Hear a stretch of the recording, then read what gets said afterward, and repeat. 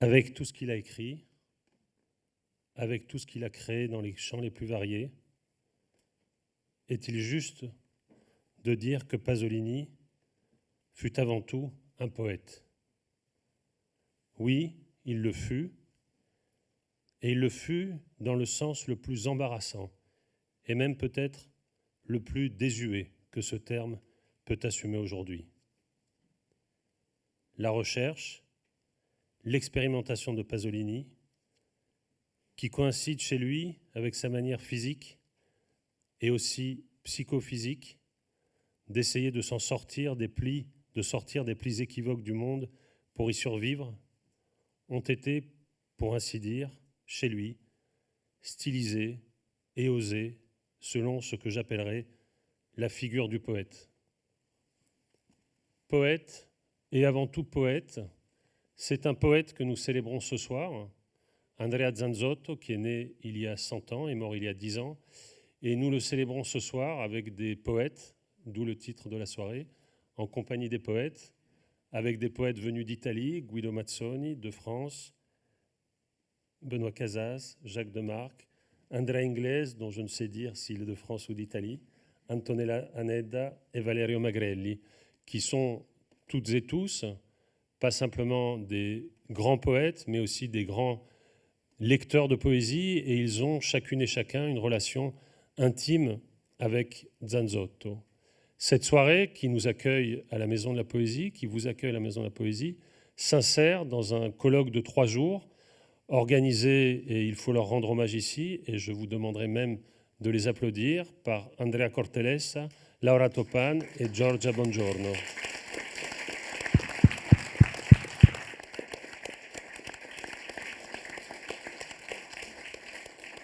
Ah, c'est bien, elle est bien la salle là. Ouais. Voilà, en effet, c'est un colloque qui est un colloque d'une certaine manière, on en parlait tout à l'heure à l'Institut culturel italien, oui, un colloque, si vous voulez, de commémoration, parce que c'est un poète tellement imposant, qui a déterminé de tels changements, de telles bifurcations dans l'histoire de la poésie italienne de la seconde moitié du XXe siècle, que c'est sûr que c'est un hommage. Mais c'est plus que cela, c'est l'occasion pour nous, et nous toutes et nous tous ici, de défendre un certain rapport de la poésie à la vie, à la nature, aux politiques, à la communauté. Et tout cela, Zanzotto l'incarne, pas du tout comme une pièce du passé, mais comme une promesse pour aujourd'hui. Et donc c'est ça qu'on essaie de défendre avec Andrea, Laura et Giorgia dans ce colloque. Alors ce soir, donc, c'est la Compagnie des poètes. Et Zanzotto est un poète qui a aimé la Compagnie des poètes. Avec Zanzotto, on a toujours envie de se demander de qui sommes-nous les contemporains. Parce que Zanzotto, il est contemporain de Dante, comme de Pascoli, comme de Lorca, comme de Celan, comme Michaud, comme de Michaud. Et il est aussi contemporain des poètes qui sont là, qui sont ses contemporains. La soirée est organisée aussi en écho et en hommage et en relation avec la revue Poésie, qui a fait beaucoup pour Zanzotto, dans laquelle on a publié notamment des articles d'Andrea Cortellessa et des articles et des poèmes. Tous les gens qui sont là ont publié dans Poésie. Donc c'est une fierté. Et donc c'est aussi en relation avec la revue.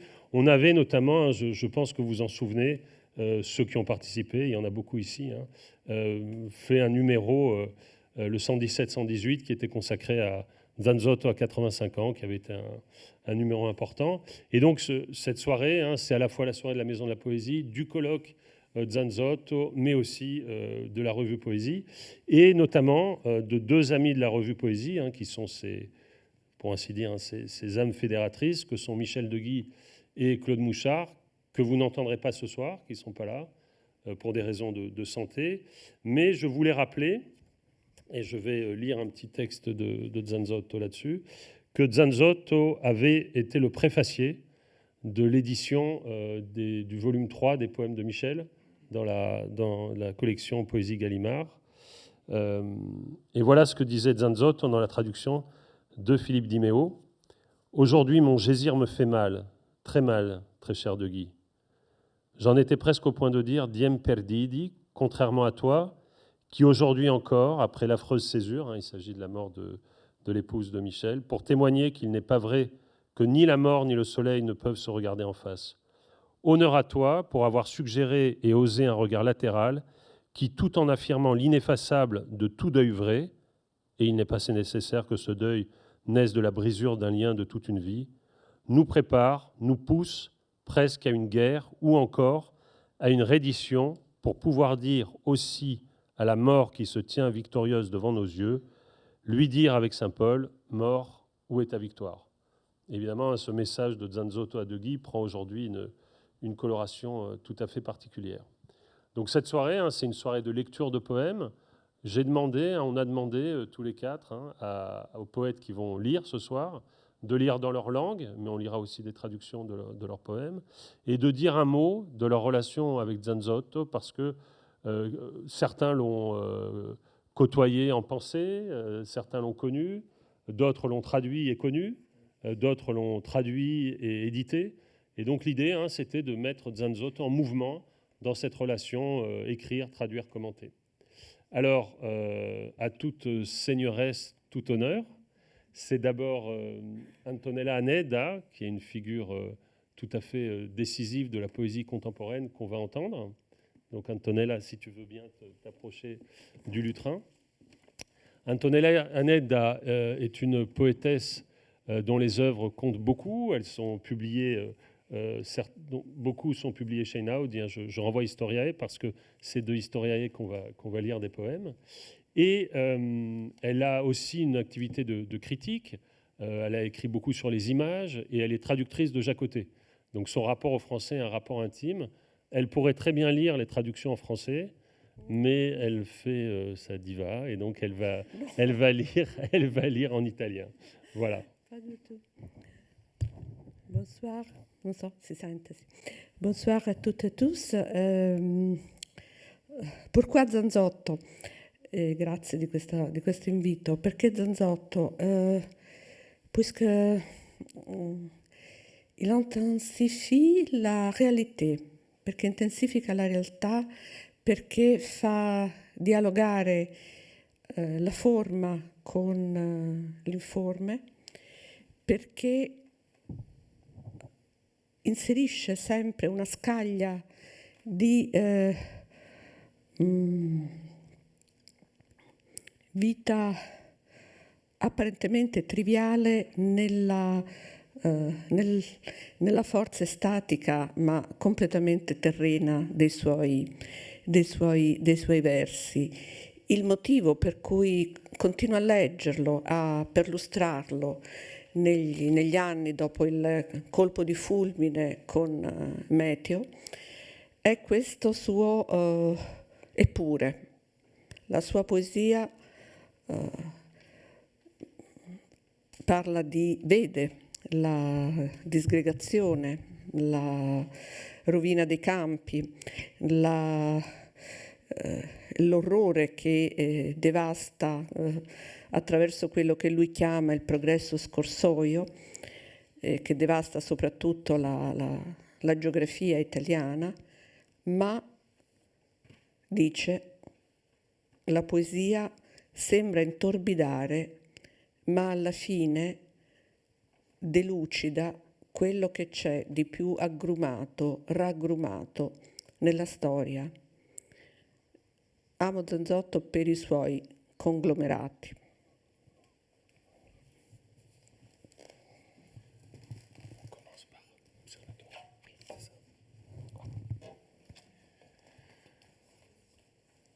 Donc de Historiae, climat, île, scorie. Que de pluie endormie parmi le troupeau des nuées, que d'essaims d'abeilles prêts à fendre l'été. Et pendant ce temps, l'île glisse, écrasée contre le ciel, sans source ni pré, sans colline d'amandiers ni de noyers, sans la moindre fleur, si ce n'est tendrement radioactive, ces anémones de mer. Clima, isole, scorie. Quanta pioggia che dorme tra la mandria di nubi, quanti sciami di api pronti a fendere l'estate. E intanto l'isola slitta, schiacciata contro il cielo, senza sorgenti e prati, senza colline di mandorli e noccioli, senza mai fiori, se non questi dolcemente radioattivi anemoni di mare. Futur 1. Quelqu'un à cette heure-ci aura à peine fini de rêver, alors que les peuples migrent. Quelqu'un se sera une nouvelle fois couché dans son lit.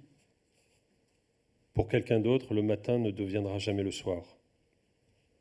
Quelqu'un descendra les ordures et écoutera l'averse de la pluie soudaine. Un chat trottera dans le sentier de gravier. De nouveau, il fera nuit, avec les platanes inclinés sur le goudron mouillé, les rideaux fermés, et le corps en mesure d'obéir encore. Dans un des immeubles en face, un chien restera immobile, des heures durant, aux côtés de son maître, dans son futur simple de gamelle, en attente d'une pâtée qui retentit dans l'air. Futuro 1. Qualcuno a quest'ora avrà appena finito di sognare mentre i popoli migrano. Qualcuno si sarà di nuovo messo a letto. Per qualcuno il mattino non diventerà mai sera. Qualcuno porterà fuori l'immondizia, gli ascolterà lo scroscio della pioggia improvvisa. Un gatto trotterà nel sentiero di ghiaia. Di nuovo sarà ancora notte, con i platani chini sull'asfalto bagnato, le tende chiuse e il corpo ancora in grado di obbedire. In uno dei palazzi di fronte, un cane resterà immobile, per ore vicino al suo padrone, nel suo futuro semplice, di ciotola, in attesa di cibo che tintinna nell'aria. Futur 2. La distance s'incruste de douleur, c'est l'hiver pourtant. Le temps de planter quelque chose, de fouailler dans la terre qui crisse de neige.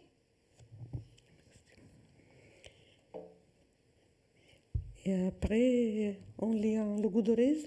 Le logudorese, c'est la langue qu'on parle en Sardaigne. Et c'est proche du latin et du catalan aussi. Et oui, tu peux lire en français, après je peux lire. Non, mais. Ah, j'ai l'envoyé. Oh non. Non, tu m'as pas. Je l'ai envoyé a Giorgia. Non importa. Ah bah, tu lis quand même. Oui, je peux lire. Bien sûr. Ascoltate il suono. Les poèmes que je suis en train de lire sont des atitos. Les atitos sont les chants funèbres en Sardaigne.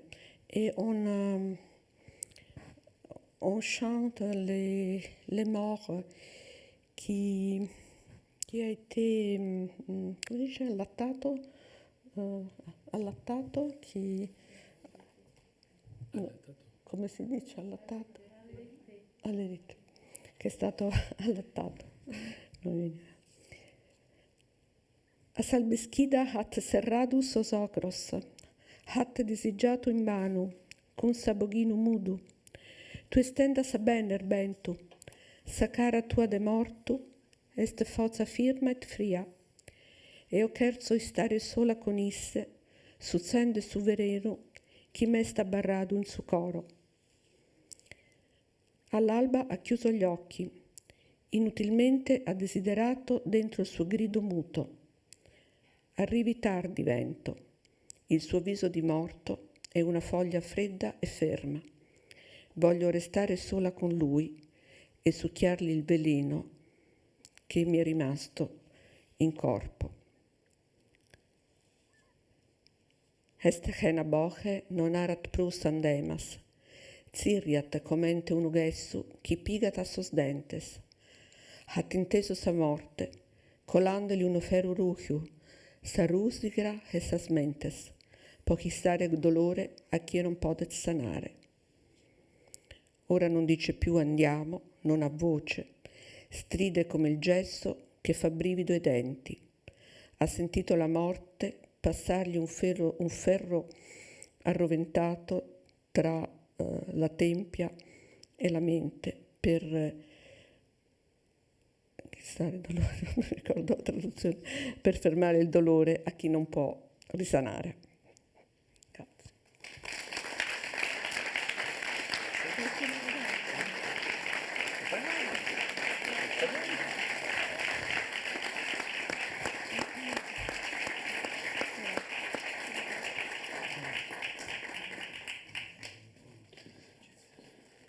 Nous allons entendre maintenant le poète Benoît Casas, qui est poète et traducteur et aussi photographe, ainsi qu'éditeur.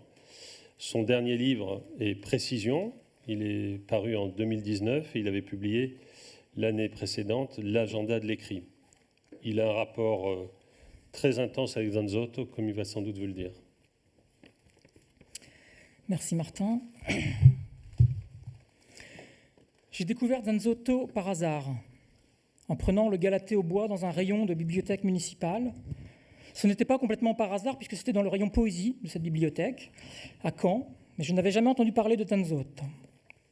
J'ai vu ce nom, j'ai ouvert ce livre, et j'ai su aussitôt que ce serait intéressant, avant même d'avoir lu. C'est intéressant parce qu'il y a d'emblée une diversité et une singularité de l'inscription typographique. Chaque poème se donne sur la page d'une manière spécifique. Chaque page est approche et variation, avec des incrustations, des figurines. Ensuite, aussitôt après, j'ai lu, et c'est devenu bien plus intéressant. J'ai lu longuement, en français puis en italien, et je le relis régulièrement. Très vite, j'ai eu la chance de pouvoir l'éditer. D'abord Les Pâques, en 1999, dans la traduction de Jacques de Marc et Adriana Piglia, l'un des premiers livres des éditions Nous, puis Venise peut-être, traduit par Martin Rueff et Jacques de Marc, que nous venons de publier très récemment. Voilà pour le factuel. Ce que j'ai découvert en lisant Zanzotto, c'est quelque chose qui pour moi n'a aucun équivalent dans la poésie française qui lui est contemporaine. Je crois, si on veut éclairer un peu la spécificité de sa poétique, qu'il faut pointer d'autres rapports. Il y a dans le colloque proposé ces jours-ci à l'Institut culturel italien beaucoup d'interventions sur Zanzotto et Char, Zanzotto et Ponge, Zanzotto et Dubouché. Et c'est un peu sur ce modèle que j'aimerais esquisser, délimiter ce que serait ma lecture de Zanzotto. Et là, je proposerai une sorte de trilogie nominale Lucrèce, Lacan, Sanguinetti. Soit, selon moi, 3 proximités-tensions qui pourraient nous permettre d'approcher la singularité de sa poésie. Zanzotto et Lucrèce, tout d'abord, parce qu'il est aisé et instructif de repérer chez Zanzotto une poétique atomistique, un atomisme assez proche, finalement, d'un certain matérialisme aléatoire, celui du dernier Althusser. Un matérialisme qu'on pourrait dire subtil, matérialisme corpusculaire, ou bien de l'inframince. Et cela se lit, ramifié dans toute l'œuvre, en une multiplicité de motifs naturels, dans des figures prismatiques, des scintillements de givre, des figures de fougères, de ponctualité de pluie, ou de micro-cristallines affirmatives syllabes. Zanzotto et Lacan, ensuite, rapport qui s'instaure déjà de ce qu'on peut remarquer que Zanzotto fut un lecteur très précoce de Lacan, dès les années 50, et que si sa poésie n'est bien sûr en rien une application des théories analytiques, on y découvre sans peine, en intériorité, indétachable de la consistance du vers, mais l'innervant, une conception du sujet divisé, une présence vive de la question de l'instance de la lettre et une pratique du mi-dire. Et Zanzotto, écrivant sur Lacan, nous livre aussi très directement quelques éléments de sa poétique propre, lorsqu'il parle par exemple d'un jaillissement de fragments de vérité précises tels des flèches faisant mouche, ou bien de l'infini dérive des divagations et des mutismes brisés par les pyrotechnies les plus imprévues. Zanzotto et Sanguinetti, enfin, parce qu'il faut en finir avec l'opposition convenue de supposés frères ennemis, mais plutôt affirmer leur alliance lisible au-delà de la chronique et des déclarations.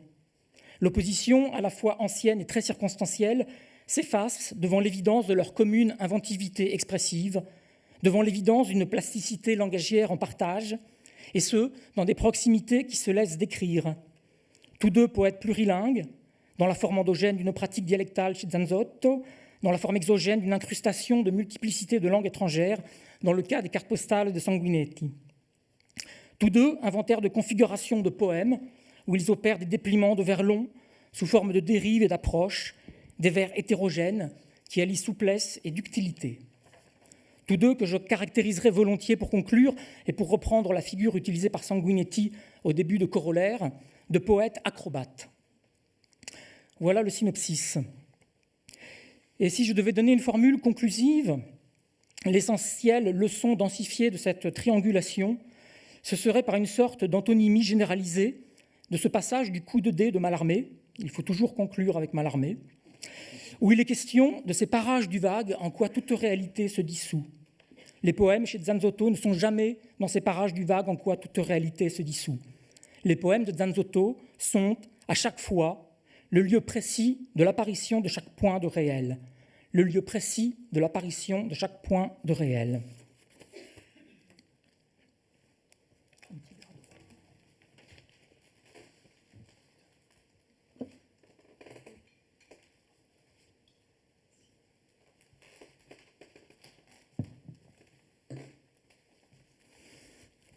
Je vais vous lire une série de poèmes brefs écrits en lisant Zanzotto. Clarté acide qui tisse les brûlures des atomes et l'effort trouble des vers. Le dessin se déploie, obscur, compact, s'étale sur la page, nous poursuit vers les marges comme la lave. Assaut et guet-apens seront dispersés et tout se retisse en conviction et passion. Espace cousu, divisé, dispersé, défait, sillage âcre. Tout fil prend feu, des rails se réfugient, cendres tièdes loin de toute pensée. Depuis les suggestions de discours digressifs se libèrent les lumières des liens les plus secrets. Tuer, observatoire, bruissement, dissolution de myriades ordonnées. Limpide, agir, insister, en alerte jusqu'à se compacter. Laborieux, journalier, vous avancez vers ce qui semble volonté, vous vous esquivez dans une langue d'accent. Ici, une masse compacte, découpée, les atomes de strate, en essaim, se lèvent. Ici, dans une lumière exténuée, se compose le dire. Mon fils, au corps gracieux, se change en se couchant en persuasive douceur. Tu convoites en sursaut, en minuscule hardiesse, en très fine clarté et opiniâtreté.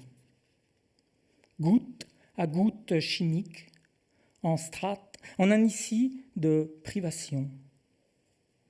Et maintenant, presque à tâtons, instant après instant, tu es dans le fer récolte. Harpon, séduction et guêpier, ivresse, combustion. Lecture, ardente et vaine nomenclature, lecture oculaire. Je trouve, hors page, grâce muette des choses minimes, apaisées en schémas de multiples fougères. Rafales d'épines, fissures obliques, jusqu'à ne plus avoir verbe. Le monde désunit est Paris, le monde se change en inscription oblique. Les cadences, les rapidités, exclusion soudaine, épreuve finale, à peine esquissée. Tu voyages en mouvement heurté, les choses rivalisent pour entrer dans ton œil. Absorber quelques lumières, se saturer des forces vénéneuses. Scènes se succèdent, ralentissent en violentes secousses, jusqu'à ce qu'une s'arrête devant toi.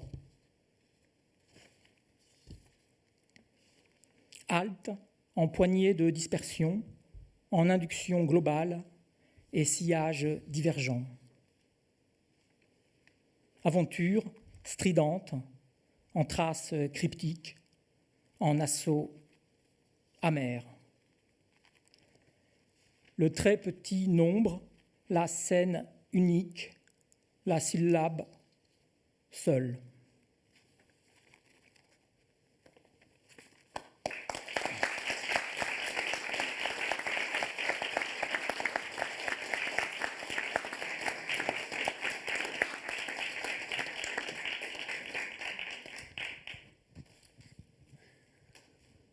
Nous allons entendre maintenant Guido Mazzoni. Guido Mazzoni est poète et poéticien. Son œuvre de poéticien a été distinguée à travers plusieurs essais, sous la poésie moderne, qui a été traduit en français. Et puis, quoi? Tu vas pas le dire? Non, mais laisse. Teoria del romanzo, i destini generali. Il est poète et son livre La pura superficie, qui a été publié chez Donzelli en 2017, a marqué une étape, un tournant dans la poésie contemporaine. Ce recueil a été traduit en partie seulement, par le poète français Benoît Gréant. C'est à toi. Merci Martin, merci à la Maison de la Poésie pour... Tu l'as, grammaire. Oui. Tu l'as sur toi. Ah oui. Oui. Le poème, tu dis? Oui. Non, mais quoi dit Gréant? Non. Oui, apparemment, on n'a pas la traduction française. Si. Oui. Bon, c'est pas grave. Le français et l'italien sont la même langue, presque. Bon, je disais que je remercie beaucoup la Maison de la Poésie pour cette invitation. C'est un honneur et un grand plaisir d'être ici ce soir. Je parle un peu de mon rapport avec Zanzotto. Le livre de Zanzotto que je lis le plus souvent sont ceux des années 60 et 70. Je considère La Beltà comme son chef-d'œuvre, mais ça, ce n'est pas un jugement très originel. Cependant, le livre que je lis le plus souvent, ce sont les églogues, le livre qu'il a écrit avant La Beltà, au début des années 60. J'aime les églogues parce que elles sont un livre de crise, un livre de transition. Moi, j'aime beaucoup le livre des crises et des transitions en général. Et surtout parce que les églogues proposent un exemple réussi de poésie qui pense. Il n'est pas facile de penser en poésie. Très peu sont les poètes qui y parviennent tout en restant crédibles. Et Zanzotto le fait. Si on situe Zanzotto dans la littérature, dans les contextes littéraires, dans le champ littéraire, Zanzotto m'intéresse parce qu'il a su proposer une forme d'expérimentalisme qui ne s'amplifie pas, qui ne s'amplifie jamais, qui ne se sert pas des raccourcis. Et parfois, l'expérimentalisme risque d'être une forme de simplification. Dans le cas de Zanzotto, ça n'arrive jamais. Zanzotto a su faire ce que le grand moderniste avait fait un demi-siècle plus tôt. Si on regarde la représentation de la réalité, ce qui m'intéresse chez Zanzotto, c'est le fait qu'il a su représenter les changements du monde physique, le changement du paysage produit par la modernité, mais en combinant paysage et langage, en combinant le changement de l'environnement avec une subtile représentation du changement de la langue qui allait avec le changement du paysage. Et ça, c'est la raison pour laquelle, à mon avis, Zanzotto est probablement le poète décisif de la seconde moitié du XXe siècle en Italie. Je lis quelques poèmes qui ont une relation avec non, ce l'hai nell'email però.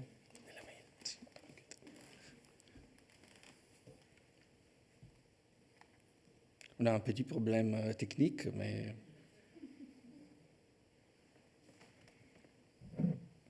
on cherche dans l'email la traduction de mes poèmes.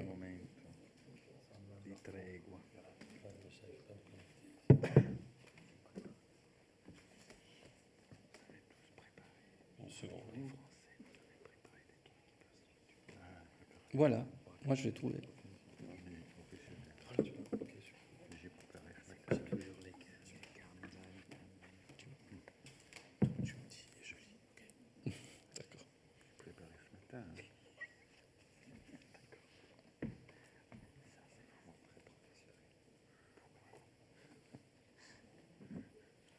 Sortir.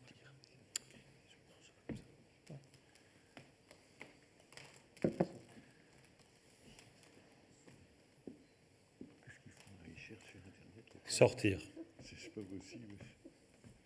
Il sort de chez lui pour une raison. Il l'oublie. Il monte dans un bus. Il rencontre les gens. Il les masque par le langage.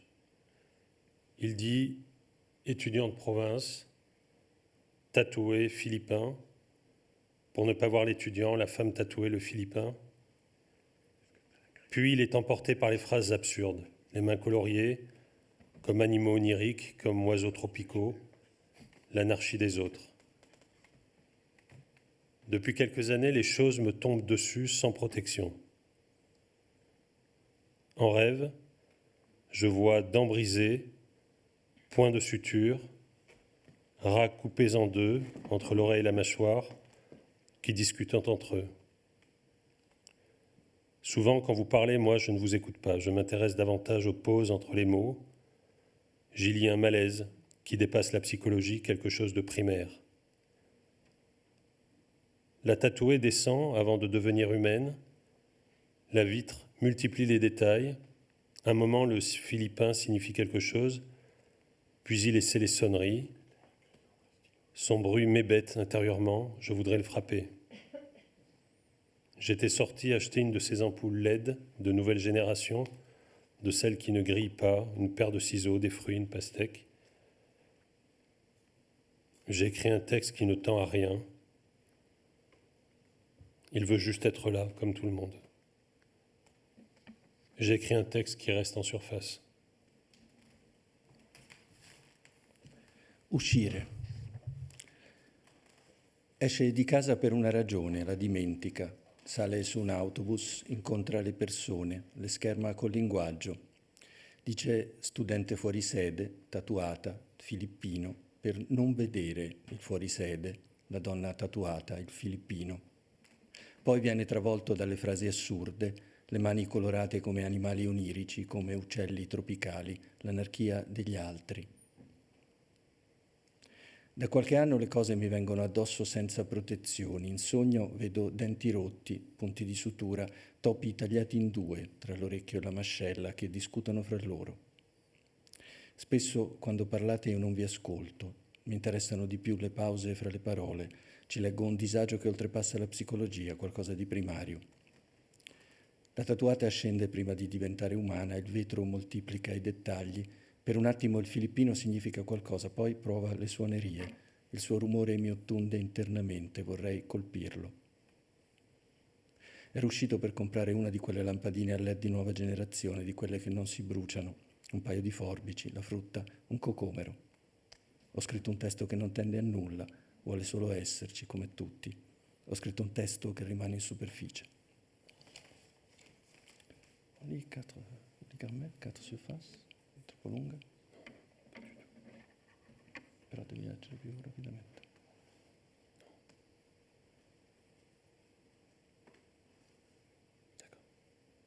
Devi leggere rapidamente. Okay.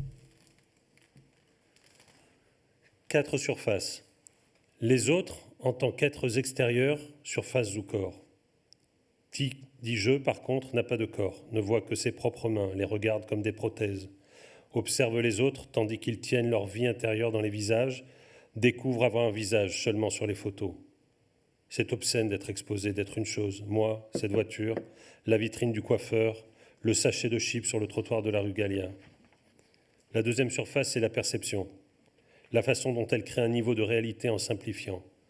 Parfois, en rêve, je vois les personnes sans paroi abdominale, avec les organes ouverts. C'est un rêve, il signifie beaucoup. Dans ce poème, il signifie ce qui normalement demeure imperceptible, la mécanique du corps, le boyau des selles que l'on porte en soi, par exemple, la surprise quand la merde se montre à l'extérieur, comme une substance étrangère. La troisième surface, c'est le langage, ses abstractions. L'idée que puisse exister quelque chose comme ce que les signes puissent exister et quelque chose tente d'exprimer dans cette phrase. La quatrième, c'est l'image intérieure des autres, leur poids immense, leur chant. J'agis pour vous, j'écris ce poème pour être accueilli, je deviens libre seulement quand vous mourrez intérieurement. La remorque fait une embardée contre notre voiture, entre Chiusi et Rome. Moi, je l'observe sans angoisse, c'est une espèce de regard pur, de cinématographie de ma mort. Mais Daniele Balico reste calme. L'automobile passe pendant quelques minutes. Nous ne parlons pas, puis reviennent les anecdotes, les biographies. 4 personnes. L'anglais a une expression que j'aime beaucoup, small talk. Ce sont les propos de surface, les mots de contact, ce que Heidegger, dans Être et temps, appelle le bavardage, das Gerede. En italien, dans notre langue interne, le mot que l'on utilise le plus souvent pour signifier tout ça, c'est cazzate, des conneries. Les opinions sur ce que nous ignorons, les conversations qui sortent des portables et entrent dans les wagons au milieu de tout le monde, les enfants, une affection à l'ongle, la Juventus, les ennemis privés que nous ne connaissons pas, les autres parlent de conneries. Qui dit je fait exception, c'est le seul à exister vraiment. C'est le sujet. Quand Daniele Balico reprend le contrôle, nous sommes en vie et nous parlons de conneries. Je n'adhère à rien. Il me semble que vous n'adhériez à rien. Vous êtes la part manquante dans votre monde. Vous êtes un lieu inhabité. Quattro superfici. Gli altri in quanto esseri esteriori, superfici o corpi. Chi dice io invece non ha corpo, vede soltanto le proprie mani, le guarda come protesi, osserva gli altri mentre tengono la propria vita interna dentro i volti, scopre di avere un volto solo nelle foto, è osceno essere esposto, essere una cosa, io, quest'auto, la vetrina del barbiere, la busta delle patatine sul marciapiede di Via Gallia. La seconda superficie è la percezione, il modo in cui crea un piano di realtà semplificando. A volte in sogno vedo le persone senza la parete addominale, con gli organi aperti. È un sogno, significa molto. In questa poesia significa ciò che normalmente resta impercepito, la meccanica del corpo, il tubo di feci che portate dentro, per esempio, la sorpresa di quando la merda si mostra all'esterno come una sostanza aliena. La terza superficie è il linguaggio, le sue astrazioni, l'idea che possa esistere qualcosa come ciò che i segni possa esistere qualcosa cercano in questa frase di esprimere. La quarta è l'immagine interna degli altri, il loro peso immenso, il loro campo. Agisco per voi. Scrivo questa poesia per essere accolto. Divento libero solo quando morite internamente. Il rimorchio sbanda contro la nostra auto fra Chiusi e Roma. Io lo osservo senza angoscia. È una specie di sguardo puro, di cinematografia della mia morte. Ma Daniele Balicco resta calmo. L'automobile passa. Per qualche minuto non parliamo. Poi tornano gli aneddoti, le biografie. 4 persone. L'inglese è un'espressione che mi piace molto, small talk. Sono i discorsi di superficie, le parole di contatto, ciò che Heidegger in Essere e Tempo chiama la chiacchiera, das Gerede. In italiano, nella nostra lingua interna, la parola che usiamo più spesso per indicare tutto questo è cazzate.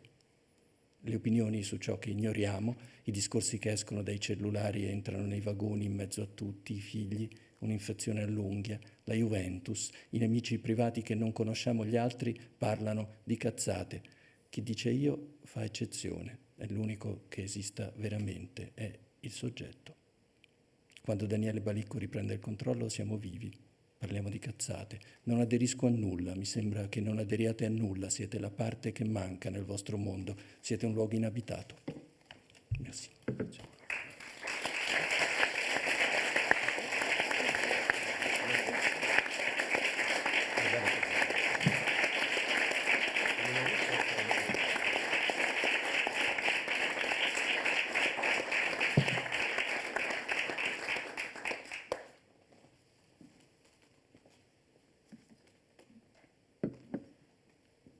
J'appelle maintenant Jacques Demarque. Jacques Demarque est un poète que la Maison de la Poésie connaît bien. L'année dernière, on a présenté son dernier livre, publié aux éditions Nous, La vie volatile, qui clôt d'une certaine manière le cycle des oiseaux. Non, c'est pas fini. C'est pas fini. Il dit toujours ça, il dit toujours que c'est la fin, et puis c'est jamais la fin. Il se présente souvent comme un traducteur, Oui. traducteur de l'anglais, mais aussi traducteur de l'italien. Et c'est avec lui que j'ai eu le bonheur de traduire Venise peut-être, pour les éditions Nous. Mais il avait déjà traduit Zanzotto, puisqu'on lui doit la traduction, tu vas en parler, je pense, des Pâques. Et, Mais pas tout seul, avec Adriana Piglia. Et il est aussi, c'est le traducteur de Cummings. Et donc je suis très heureux de l'accueillir dans cette soirée. À toi, Manu. La curiosité est le démon qui m'anime. La traduction, l'ange gardien peut-être, qui me soutient. M'intéressent des auteurs, des artistes, dont je ne partage au départ presque rien. Ni la culture, ni l'expérience particulière, ni leur génie, leur force et folie, très supérieures à mes fragiles talents ou mes petites déviances. La conscience de mes limites m'empêche de jamais m'identifier à eux. La volonté aussi de me et les préserver en gardant une distance entre nous. Quand je les traduis, c'est pour tenter de les comprendre, puis les faire comprendre un peu, pas trop, jamais complètement. Une traduction qui n'a plus rien d'étranger, qui naturalise l'original dans un français convenable, est pire qu'une trahison, un étouffement de la force et la folie du génie. L'art, comme la sexualité, n'a rien de naturel. L'art va contre le naturel d'une culture. C'est particulièrement vrai dans le cas de Zanzotto. Il n'écrit pas en italien, ni dans un italien matiné de dialecte vénitien ou solighese. Il écrit dans la langue qu'il s'est créée, ni plus ni moins que Dante, une langue qu'il faut nommer le Zanzotto. Elle se caractérise par un lexique très varié, mais avant tout par une syntaxe très libre, à la fois glissante et heurtée, ouverte au rythme et au son, sans grand souci de la grammaire. En quoi Zanzotto est un moderne. Cette langue, à lui seul, il l'a progressivement créée pour retracer son univers personnel, à la fois extérieur, le monde naturel, historique, humain, global et politique aussi, qui l'entoure, et son monde intérieur, la conscience qu'il a d'une sensibilité foisonnante aux synesthésies mêlées d'hallucinations ou de rêves. J'ignore en quoi Zanzotto a pu m'influencer. On n'apprend pas une sensibilité, on peut seulement l'accroître au contact d'autres sensibilités. Comme tout auteur sortant du ronron quotidien, sa lecture m'a sans doute encouragé à plus de liberté syntaxique notamment et à accepter davantage d'hétérogénéité dans l'écriture. Je ne prétends pas boxer au même niveau. Alors, dans un livre qui s'appelle Les Osios, qui est le premier d'une série de 3, si je ne meurs pas avant, j'ai écrit, donc il y avait une série d'oiseaux qui étaient en fait des écrivains que j'aimais, et donc il y a Il Zanzotto. Et comme ces oiseaux écrits, je leur ai donné un nom latin, ou pseudo-latin, et celui de Il Zanzotto, c'est Soligo Cogito. Alors c'est fait à partir d'un texte qui est un résumé de rêve qui s'appelle Microfilm, qui est au centre des Pâques et qui joue sur, je vous le lis tel que c'est écrit, enfin c'est un triangle, Io-Dio, ou Io-Dio, comme on veut, l'iode, O-Dio, je déteste, je hais, Dio, Io, et O, qui était égal à I, nom de Dieu en Dante, Paradiso 26, pour Adam, symbole de l'iode. Et donc moi j'ai fait ce qui m'intéresse, j'ai retourné d'abord O, Io, Zio, Osio, Zosio. Sull'altrissimo ramo, je, io, gioco sono di suoni, di sogni. Da qui in cortoquiquito oseo, oserei un po' poesie, volevo dire, zitto. Nuovo alfazetto, o l'ovocativo, da dove sono caduto fuori nido, nel cerchiomondo, logos o luogo. I primi gridi tra le griglie, con eco tra le colline, trilli e battiti, babil di trattini. Zeta, zirli di cip cip principi, chicchi di ritmi, diretto verso l'idillio dialetto, quindi. O, ora, oniricocco, in segno seno di luna sola, a ognirisco esposata nel buio bucolico. Zeta, l'omega volteggio radio viola dei suoi occhi, dopo il doppio triangolo delle ali e di taglio caudale.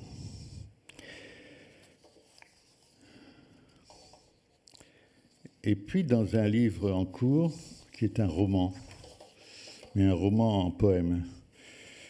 Pour l'instant, on sent 3 poèmes. Il y a un qui, tout d'un coup, ramène Zanzotto dans un épisode, disons, dans un épisode de correspondance entre 2 amants. S'amusant de mon subigout chinois, Adrienne, c'est le personnage de Nerval dans Sylvie, la religieuse, si vous voulez, la sainte, etc. Adrienne a cru en trouver l'écho chez Zanzotto, son Galatée au bois, dont elle détourne à dessein le propos. Cette aiguille qui te fouille gramme après gramme, ongle, épine ou ronce d'une caresse qui vient ramifier en ton corps les méridiens du yin et du yang, brisant tout diaphragme. Je la sens mienne en mon troublé soma, comme si sous cette griffe, sous ce tigre avide, 100 000 cupidons se greffaient en moi. Souviens-toi du soir où dans les fougères tu accueillis la fraise et mon humide figuelette une turgescence incendiaire. Et alors, j'avais fait avec Adriana Piglia une adaptation de Lisguardi, Fati et Segnal pour la radio, pour France Culture. Et je vais vous lire un extrait où Zanzotto parle du cinéma, mais je pense que ça pourrait s'appliquer aujourd'hui à Facebook ou à d'autres choses que je ne connais pas très bien. Donc il y a la Lune qui est un personnage et des personnages autour que j'ai essayé de nommer. Et il y a aussi dans ce texte, Zanzotto insiste, puisqu'il en a fait une présentation et des commentaires, il y a aussi le test de Rorschach, et donc le docteur Rorschach va apparaître avec la première planche du test, où Zanzotto voit une figure centrale qui est celle d'une femme et peut-être d'un sexe féminin. Alors, tout ça étant codifié des points de vue de Zanzotto. La Lune, avec la voix d'une petite fille. Ma crème, mon ambroisie, ma bouillie de barium, dans le petit pot où je me remplume. L'un qui se laisse tomber dans un fauteuil, la banquise et les banquettes du glacier sur quoi pleuvaient des feuilles verdissimes à filmer, tirées d'un film, il cocito di battiti di ciglia, le cocyte des battements de cils. L'autre, télé et cinéma, c'est ma consolation. L'auteur. Les films, y compris télévisés, forment une sorte de croûte qui entoure la planète. Rien à voir avec la noosphère de Théard de Chardin, qui imaginait une sphère de pensée englobant presque la sphère de la vie et le globe terrestre, constitué de matière pure et simple. Ici, c'est une sphère de déjection de celluloïdes et de bandes de toutes sortes, avec des visions et du blabla momifié à l'intérieur. La lune. Par télécinéma, notre âme s'élève comme si de soi-même s'était engendré ce qu'elle a entendu et vu. L'auteur. Et puis, il y a cette fascination sinistre que suscite le celluloïd. Toutes ces grosses molécules de plastique. Et car au fond, ce n'est que du plastique. C'est cela qui nous corrompt jusqu'au niveau de l'imaginaire. De même qu'il y a des déchets de plastique inconsommables que nous trouvons à chaque instant dans nos pieds, il y a ce plastique cinématographique pareillement constitué de grosses molécules non biodégradables. Nos rêves, nos couleurs, passant par cette strate de matière créée à la carte et quasiment pour le seul jeu du profit, nous trouvons là un bouillon de culture idéale pour une véritable infection psychique de l'humanité. Docteur Rorschach, toujours se tourne le regard et l'œil dans le collyre, ce larmois, tes yeux, collyre, j'en tremble, tes lumières, collyre. Le voyeur qui ouvre la fenêtre de la salle de bain. L'œil, l'armoire fasciné, tout son liquide interne, et ce que tu appellerais regard est un éternel s'obstiner obligatoirement, lâchement. L'auteur. Tous ces quintaux de vernis rouge, toutes ces femmes écartelées et découpées en morceaux à toutes les sauces, cette espèce de sadisme de supermarché ne sert en fait, remarquez bien, qu'à couvrir les massacres réels, le vrai sang qui est versé tous les jours. Pas seulement, le cinéma pousse à son comble la possibilité de rendre faux le vrai par exagération. Un film sur la police, par exemple. Il y aurait déjà beaucoup à dire sur la police réelle, afin d'en dénoncer les véritables défauts. Mais non, il force les tons, il donne des chromatismes extraterrestres et superfétatoires à des situations absurdes, de façon à ce qu'on puisse dire après « mais ce n'est qu'un rêve, au fond. Une police comme ça n'existe pas. » Le double. Moudre, moudre. Machinare, épargner, sparagnare, caresser, pierre, épine, braise, carezzare. L'idiot. Suis obscur germanique, fit. Suis mâchoire décrochée de rire. Suis tendre et amoureux, délicat, démenti d'hiver, ossé, visez bien. L'autre. Eh oh là, qui c'est? Et toi, au fond du lieu? Même si ce bredouillement est sans lieu, comme tout le reste, depuis trop longtemps, trop de mauvais exemples. Docteur Rorschach, mais qui jamais pourra guérir l'esprit qui s'abuse et soumettre à une autre loi l'amant obstiné de sa muse? L'un, qui dans son bureau bâille. Première approche d'un long, très long et finalement très ennuyeux poème. Docteur Rorschach, chaque vers pourrait ici servir de titre ou de départ à un poème. Voilà.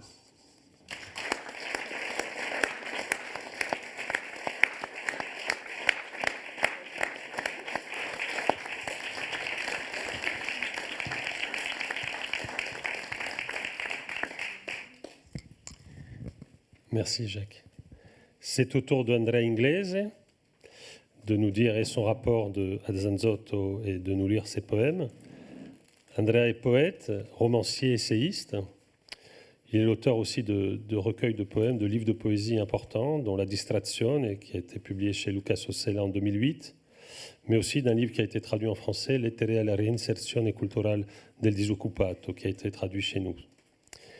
Il est l'auteur de 2 romans. Le premier s'appelait Parigi un desiderio, publié chez Ponte alle Grazie en 2016, et en 2021, toujours chez Ponte alle Grazie, La vita adulta. C'est aussi un essayiste et un traducteur, et notamment c'est le traducteur, et ça me plaît de le rappeler ici, de la poésie de Jean-Jacques Vuitton, pour la connaissance duquel il a fait beaucoup.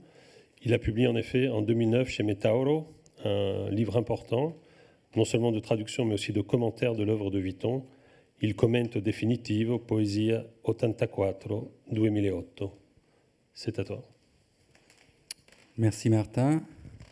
Merci pour cette invitation dans la compagnie des poètes. Merci aussi à la Maison de la Poésie. Alors Zanzotto, quand je le lisais plus jeune, je suis tombé sur un de ses livres plus importants qui était Galatée au bois, dont je ne comprenais rien, me semblait un espèce de Bouddha, un poète Bouddha, éloigné, divin, avec une sorte de clairvoyance sur la réalité, la langue, la poésie, etc. Et pendant 10 ans, je pense, régulièrement, je commençais à écrire des lettres qui étaient adressées à Zanzotto. Et j'arrivais jamais à les envoyer. Mais de temps en temps, je reprenais cet élan et donc je réécrivais d'autres lettres. Et évidemment, le problème, c'est que j'étais porté par un espèce de mimétisme. Donc j'essayais dans ma lettre d'écrire avec un peu la syntaxe, la richesse, la dissémination des voix de Zanzotto. Donc évidemment, c'était destiné à la faillite. Et finalement, je me suis rendu compte que c'est un peu une chose qui me fascinait dans Zanzotto et dans ses poésies, c'est de mettre en scène, en quelque sorte, l'acte de dénonciation, l'acte de quelqu'un qui essaye de dire quelque chose sur un objet, peut-être sur le paysage, sur quelque chose qui est en face de lui, ce que techniquement on appelle référent. Et pendant qu'il est en train de prendre la parole, de formuler quelque chose, c'est comme si l'objet lui-même ou le sujet qui énonce s'éloignait progressivement de plus en plus de l'objet à qui cette parole était adressée. Et donc, cette espèce d'abîme qui s'ouvrait entre le moment de l'énonciation et l'objet auquel cette énonciation s'adressait. Donc c'est un peu toujours cette image qui me revient quand je lis Zanzotto. Alors là, je vais vous lire des textes dont une série dont je vais vous lire quelques sections. Et les parties en français ont été traduites par un ami poète, Stéphane Bouquet.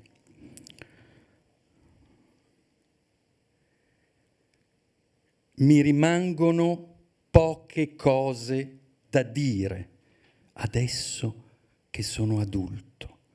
Sono sul punto di dirle adesso che sono grande. Sono sul punto di dire tutte quelle cose adesso che lavoro, tutte quelle cose rimaste. Adesso che mi mantengo, mi pago da mangiare e da bere, le voglio esprimere interamente. Adesso che sono un uomo bianco gettato nell'esistenza, dico le cose, anzi, le esprimo. Adesso io apro bocca, senza nessun filtro, senza codice. Adesso io prendo la parola in tutta tranquillità, senza esitazione o tremori. Adesso su 2 piedi in stato di perfetto equilibrio, non c'è nemmeno bisogno di coraggio, di maturità mentale, di certezza professionale, di persona informata sui fatti. Non ho né coraggio né timore. Io posso dire tutto e niente. Semplicemente io posso dire ad oltranza. Semplicemente io posso insistere. Io ora posso dirle, anzi le dirò fino all'ultimo. Le dirò adesso. Parlare da uomo per gli uomini. Forse in tutta la simultaneità del presente. Parlare da uomo per le donne. Le metto in blocco. Parlare dall'uomo all'ecosistema tutto. L'espongo da cima a fondo. Ora in intimo colloquio con la foglia.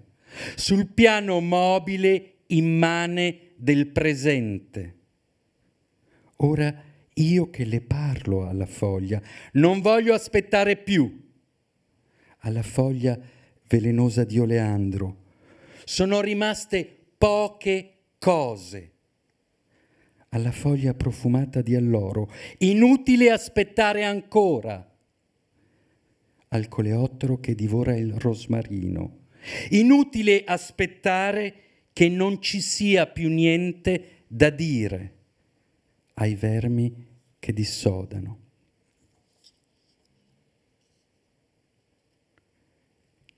Il reste les choses les plus importantes. Je ne me souviens même pas. Les dernières choses à dire. Dans quel sens on tourne les pages? Elles doivent être les seules choses qui comptent. Je me souviens mal des vieux. Très peu nombreuses sur un plan immense. Quand ils sont morts, s'ils le sont vraiment, je les dirai intégralement au présent. S'ils sont vraiment vieux, et quel est leur nom? Aucun courage, aucune prophétie. Mais les jeunes non plus, je ne les sais les apostropher. Nous vivons dans une société qui, surtout aux plus jeunes, je ne sais comment le dire. Voilà une chose que je vais vous dire. Alors je ne dis rien aux jeunes.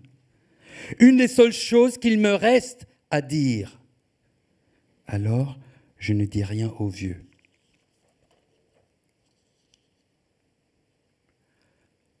La società in cui viviamo, non perdiamo tempo. Di questo bisognerebbe parlare. Esci di casa, guarda che succede. Della vita completamente sociale. Guarda bene, mettitelo in testa. Non c'è cosa viva che non sia sociale. Cominciamo da tutto quello che non piace. Ne parleremo dopo. Diciamo dopo e con calma. Parliamo allora di come si ammazza. Bisogna saperlo però, di come si ammazza la gente. Le cose lasciate da dire è la cosa più facile. Le cose ultime sembra una vecchia abitudine. Le cose rimaste sembra oggi, sembra ogni giorno, che mai sono state dette prima. Sembra che si ammazzino per sempre e da sempre.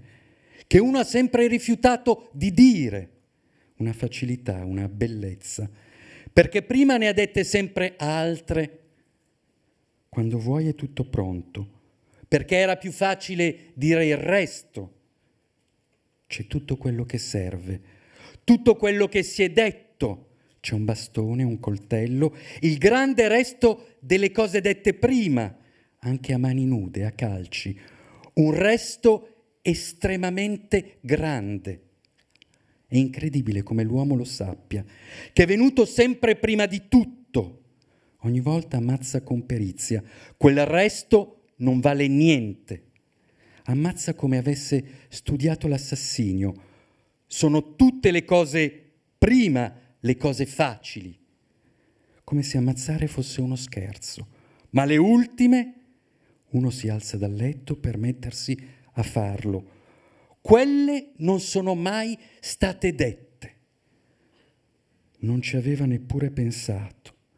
Sono anche le cose più grandi. Quando ammazza non pensa. Sono grandi e sono anche terribili. Quelli ammazzati non parlano. Sono talmente grandi che fanno paura. È per questo che non si vogliono dire. È silenzioso il carnaio. Per questo uno non le dice mai, già pronto per essere dimenticato.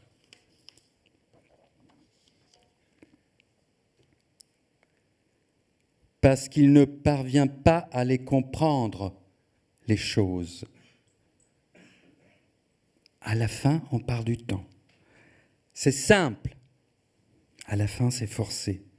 C'est là même qu'il doit dire depuis des années.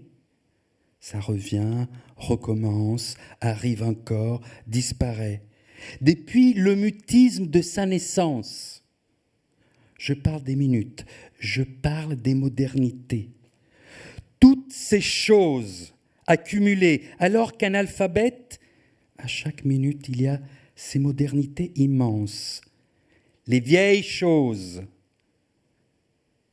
les choses à dire, les toutes premières. Il y a tout le temps conjugué au futur. Les plus reculés, les plus graves, les plus obscurs. Le temps des prophéties et des présciences. Il a vraiment l'air de ne pas y arriver.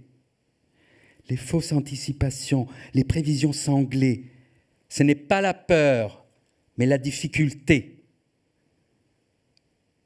À la fin, que tu le veuilles ou non, c'est la difficulté intrinsèque au mécanisme.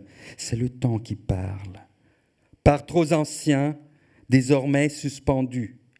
Il parle avec des involtures au passé. Ce sont des mécanismes délabrés, par trop développés. Ils soulèvent les voix de tous les morts. Comme des cellules affolées ou des leviers démultipliés. Si tu prêtes l'oreille, elles sont partout. Joints, anneaux, crochets, courroies, ressorts, pistons. À peine offres-tu la bouche qu'elles ont déjà parlé. Comme s'ils devaient dire à travers, tes mots sont leurs mots. Toutes ces cruautés en marche. Les morts en savent long. Parler dans le boucan de toutes ces fausses pièces. Les morts murmurent sans trêve. Merci.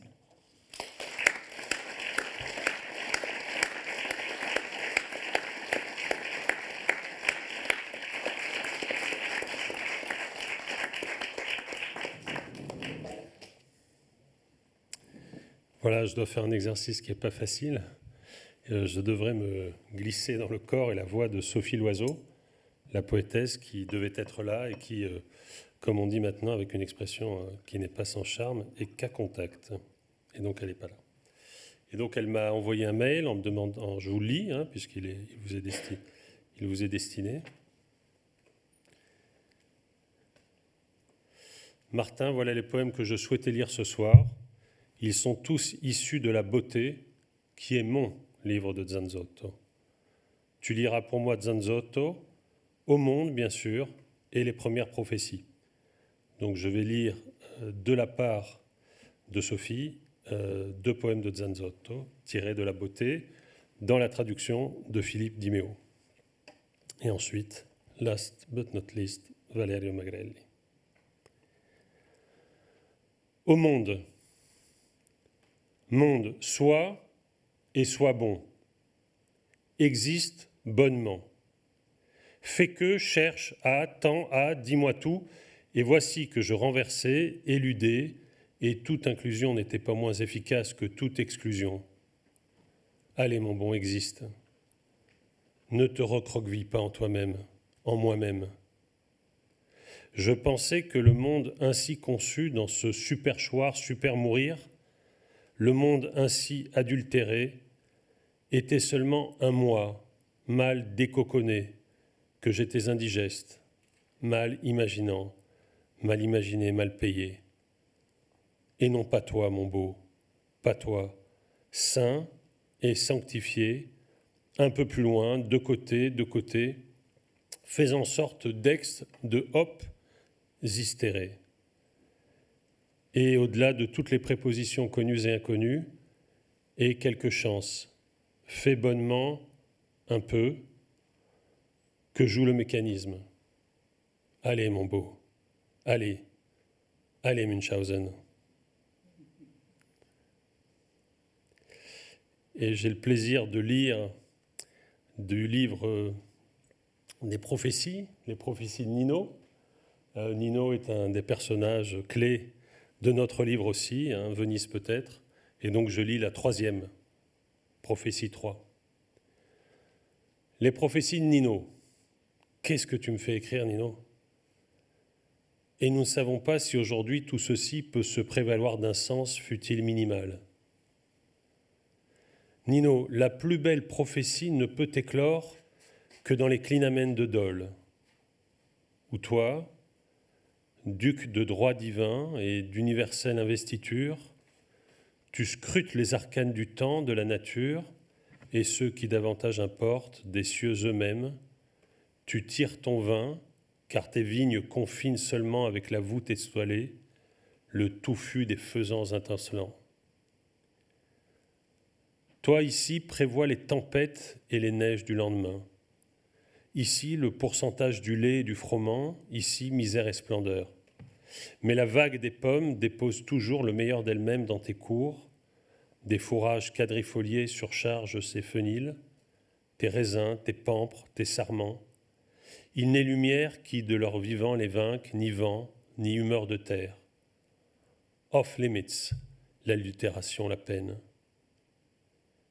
Et, comme de ton esprit éclot la récolte la plus attendue, la mieux payée de toute la contrée, lorsque sur les coteaux, nus du matin, ou déjà, couverts de givre, décembre démange, ange, redondance sur strate, sur miroir, sur inexistence, pédalant, génie et merveille, tu montes vers ton fief ruisselant, toi entre 70 et 80 ans, pédalant, presque volage, tu prophétises que dans tes caves, nous nous retrouverons bientôt en compagnie des plus choisis, et avec 100 et 100 canons, nous connaîtrons toujours plus profondes les profondeurs de ta valeur, traditionnaliste le soir, novatrice à l'aube, tel est le zénith de chacune de tes prophéties, de la part de Sophie Loiseau.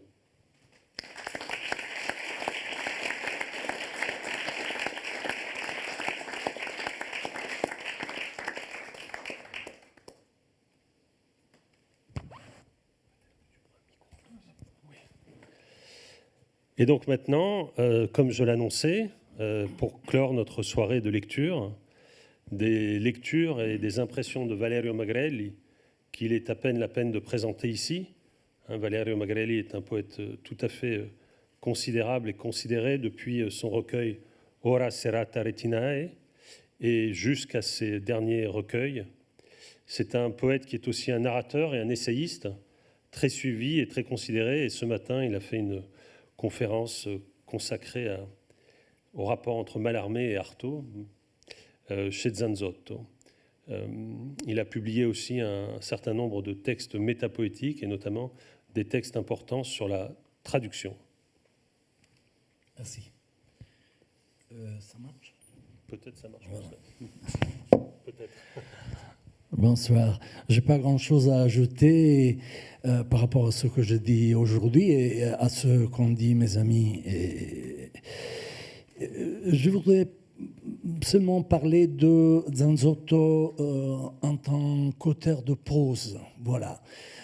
C'est une partie de son œuvre que j'aime particulièrement et donc je crois qu'il est un grand poète. Il était un homme d'une extraordinaire culture, mais je crois qu'il est aussi un des grands auteurs d'essais, une sorte d'essai qui est une mélange avec le rythme, la laine poétique. Et donc voilà, je vous invite, pour ceux qui ne connaissent pas, à lire le Zanzotto, auteur de ce magnifique, extraordinaire prose, unique. Voilà. Et ben, je viens lire quelques textes.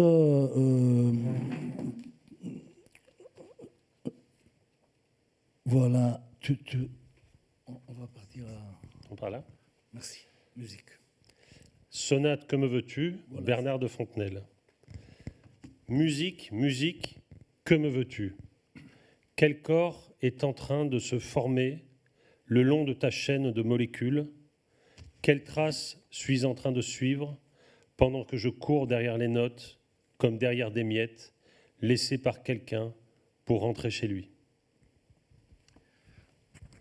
Sonata, che vuoi da me? Musica, musica, che vuoi da me? Che corpo sta formandosi lungo la tua catena di molecole? Che traccia sto seguendo mentre vado dietro le note come dietro briciole lasciate da qualcuno per ritornare a casa? A quale casa mi fai ritornare? Non, plutôt, voilà. C'est ça. La famille du poète. Nous nous aimons tant, mais chaque choc est un éclair, ici à l'intérieur, serré, serré, proches à chaque instant, dans un sachet noué par le sort. On entend bien comment les coups nous font cliqueter. Chez nous, il ne fait jamais nuit. Il y a toujours un petit rayon qui jaillit, nous illuminant dès que nous nous touchons. Nous nous aimons bien, mais d'un bien qui éblouit et parfois il brûle. Nous sommes la famille des pierres à feu. Je dois dire que cette traduction a été faite par Jean Portant, un ami, un poète. Et les deux dernières ont été, par contre, signées par Martin Même, que je remercie. Donc, La famille du poète est un texte que j'ai dédié à mon ami poète Ermanno Krum. Tandis que, si vous voulez, le premier texte que j'ai lu était dans l'écho d'un formidable sonnet de Zanzotto sur Foscolo, Heidegger et Petit Poucet. C'était sa force incroyable. La famiglia del poeta. Ci amiamo tanto, ma ogni cozzo è un lampo. Qui dentro, stretti stretti, vicini ogni momento, in un sacchetto annodato dalla sorte. Si sente forte come per gli urti ticchettiamo. Da noi non fa mai notte, c'è sempre uno sprazzo che scocca illuminandoci appena ci tocchiamo. Noi ci vogliamo bene, ma di un bene che abbaglia e certe volte scotta. Noi siamo la famiglia delle pietre focaie. Et non, pas encore. 88.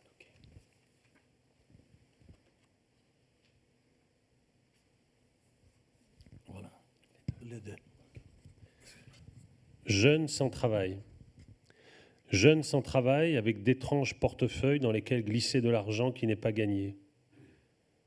Des pères cachés élèvent cette substance magique, légère et empoisonnée pour vos petites bières. Condamnés à accepter un cadeau funeste, vous sombrez dans le sommeil mortel de l'âge. Votre jeunesse, la belle dormant, languit dans le sortilège d'une vie à moitié. 2. Jeunes sans travail bavardent dans les bars, dans un éternel présent qui ne les lâche pas. Ils sont en convalescence, soignent ce grand mal qui les garde éveillés sans jamais travailler. De nuit, ils sont dormeaux, ils dorment comme tout le monde, même si les rêves sont vides, même si les rêves sont faux. Fausse est leur vie, feinte, une pantomime, faite de doublures, interrompue dès avant. Giovani senza lavoro, con strani portafogli in cui infilare denaro che non è guadagnato. Padri nascosti allevano quella sostanza magica, leggera e avvelenata per le vostre birrette. Condannati a accettare un regalo fatato, sprofondate nel sonno mortale dell'età. La vostra giovinezza, la bella addormentata, langue nel sortileggio di una vita a metà. Giovani senza lavoro chiacchierano nei bar in un eterno presente che non li lascia andar. Sono convalescenti, curano questo gran male che li fa stare svegli senza mai lavorare. Di notte sono normali, dormono come tutti gli altri, anche se i sogni sono vuoti, anche se i sogni sono falsi. Falsa è la loro vita, finta, una pantomima fatta da controfigure interrotta da prima. Et je viens finalement à Martin. Non, c'est un peu trop long.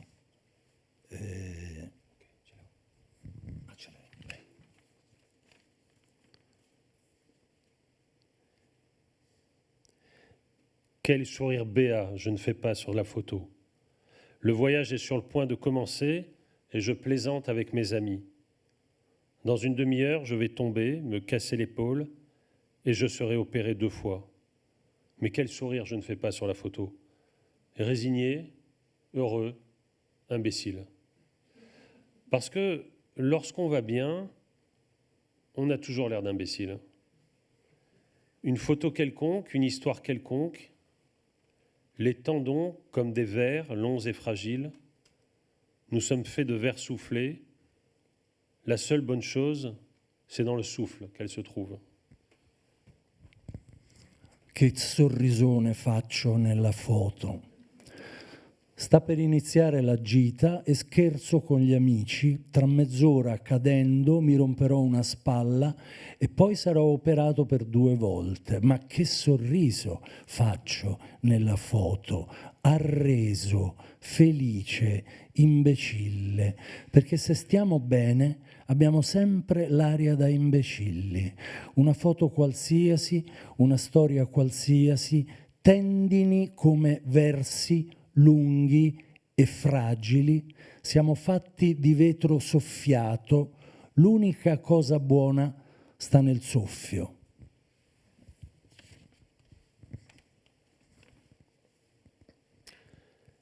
La vieillesse, c'est ce surfeur qui a mal pris le temps, qui a été pris par le temps ou qui peut-être tout simplement est sur le point de l'épuiser. Maintenant, il n'est plus sur la crête. Voilà qu'il a perdu la vague et qu'il descend dans le pli de l'eau. Il ne voit plus briller le soleil vif parce que se forme lentement un toit d'ombre au-dessus de lui. Il file, rapide encore, mais il sent tout près de lui le passé haut qui s'incline et s'effondre sur lui jusqu'à ne faire plus qu'un avec le présent. La vecchiaia è quel surfer che ha sbagliato a prendere il tempo e che si è fatto prendere dal tempo o che forse semplicemente lo sta esaurendo. Ora non è più in cresta, adesso ha perso l'onda e scende giù nella piega dell'acqua. Non vede più brillare il sole vivo perché si va formando lento un tetto d'ombra sopra di lui. Fila ancora veloce, ma sente accanto a sé alto il passato inclinarsi, crollargli addosso, fino a fare tutt'uno col presente. Merci. Grazie.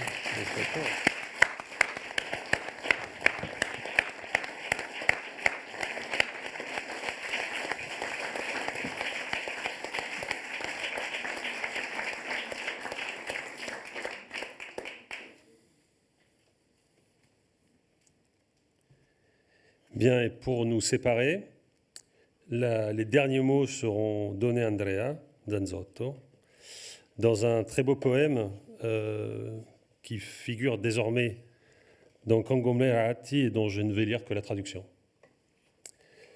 C'est un poème qui s'appelle Lacustre et qui est daté du 23 décembre 1999.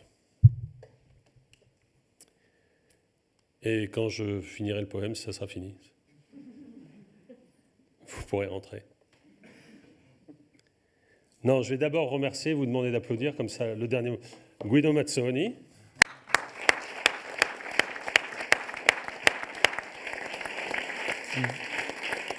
Benoît Casas.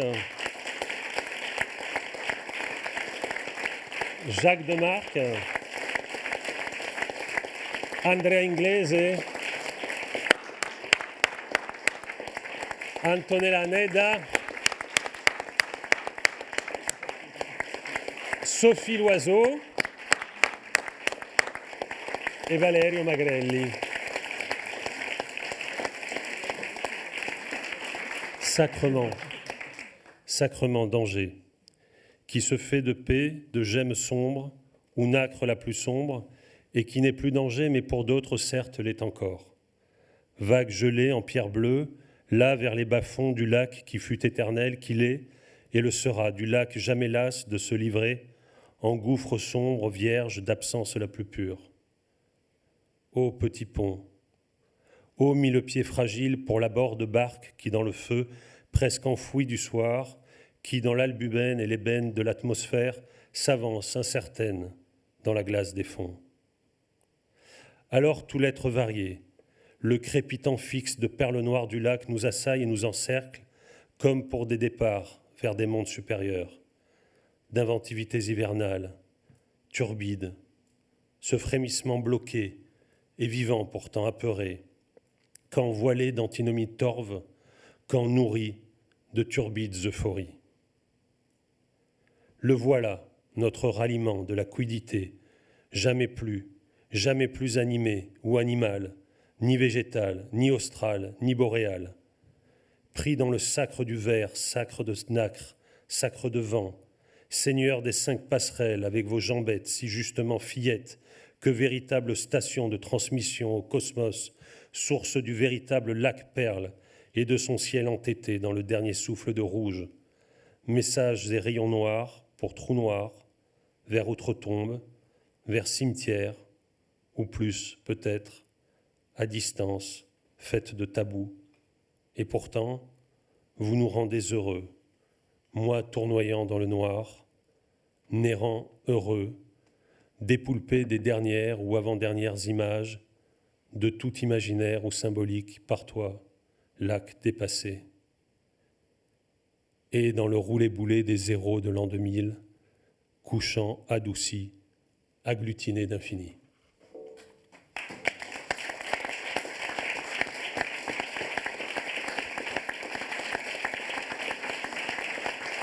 Merci à toutes et à tous et merci à la Maison de la Poésie. Le colloque continue demain à l'Institut culturel italien. Au revoir.